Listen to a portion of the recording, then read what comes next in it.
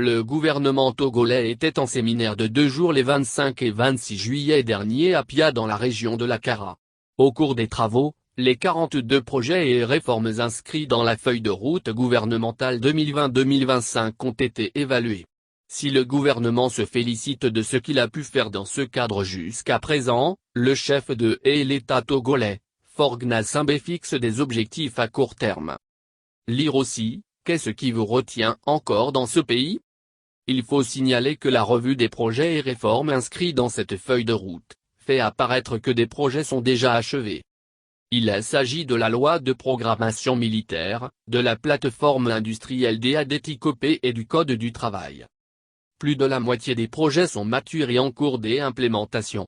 Certains projets sont en phase d'étude ou de recadrage.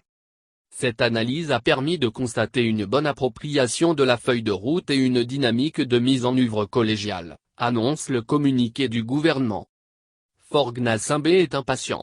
Le chef de l'État veut voir accélérer les résultats, pour plus d'impact au bénéfice des populations. Il a donc rappelé l'exigence d'une mobilisation accrue des membres du gouvernement et des administrations.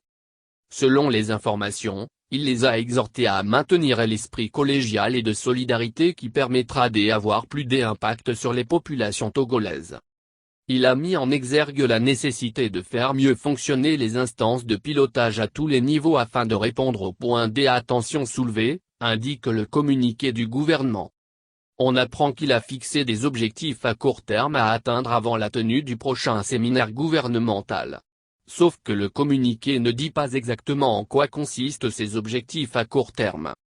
Pour l'heure, le panier de la ménagère ne se porte pas bien. Les produits de première nécessité connaissent depuis quelque temps un renchérissement.